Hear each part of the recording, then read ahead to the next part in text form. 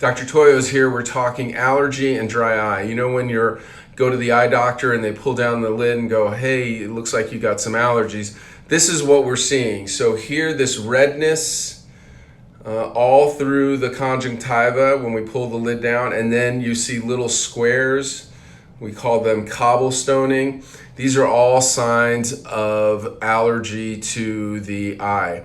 And so when we see this, we say, oh, we've got to treat the allergy. Now, it gets very difficult with dry eye patients because a lot of the allergy drops and allergy medicines will dry out your eye. So any antihistamine drop or any antihistamine pill like Claritin, Allegra, will make the dry eye worse. So we don't want to do that. So we have to find alternatives to the antihistamines for patients with dry eye. So here are a couple of tips. One is showering and washing your hair before you go to bed. What happens to a lot of people who have hair, not me, but a lot of people who have a lot of hair, allergens accumulate in your hair.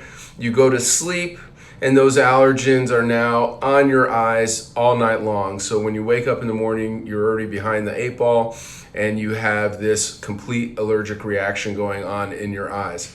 So washing and showering before you go to bed, washing your hair, that gets all of those allergens out so that you're not going to have an allergic reaction straight up in the morning. Another trick that you can do is you can go to the supermarket, get Glad Press and Seal, take a little strip of that Glad Press and Seal, which is hypoallergenic, and it does a good job of keeping those eyes closed all night long so allergens aren't getting in there. Wash your sheets. If you have pets, maybe this is the time to keep the pets off the bed. And I know that can be very difficult because your pets love you and you love your pets, but that's another thing that you can do.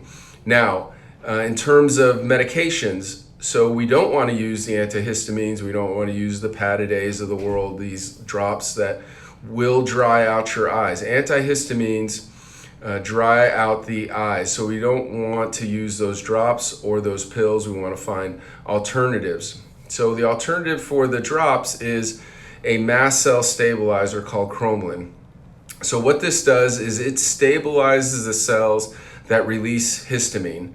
So when you do that and use a cromolyn drop, it takes a while, a few days, to get the reaction of decreased itchiness and decreased redness because it's stabilizing the cells. It's not just taking away all the histamine release. Now, one of the problems with the US cromolyn drop is that it has a preservative, which, as we all know by now, in dry eye, preservatives make my meibomian gland work less, and the preservative can be destructive to the ocular surface. So what we want to do is find a preservative-free cromolyn, which is available. It's called ChromaFresh. It's mainly seen in Australia and in Europe. We have some here at Toyos Clinic, so if you're interested in the preservative-free cromolyn mast cell stabilizer drop, you can go to Toyos online or call us at our clinic. Finally, you know I'm big into diet, and in my diet book, the Toyos Dry Eye Diet, I do have a section in there that talks about what to eat for allergies. Now, one of the best things to eat to decrease your allergic reaction and your allergies during allergy season is mushrooms. Mushrooms is a natural mast cell stabilizer. There was a big study comparing mushrooms to antihistamines, medications, and they found that mushrooms did a better job of controlling the signs and symptoms of allergies than antihistamines. What I try to do is go to the store and get a variety of different types of mushrooms, cook it up on Sunday as meal prep, and then just throw the mushrooms in all sorts of any foods that I'm eating. Another thing, green tea is very good for allergy season. So during allergy season, I increase my green tea intake. I also, if I'm at Starbucks, I'll get a medicine ball, which is 2 tea bags, green tea bags, with a little bit of water, lemonade, and honey.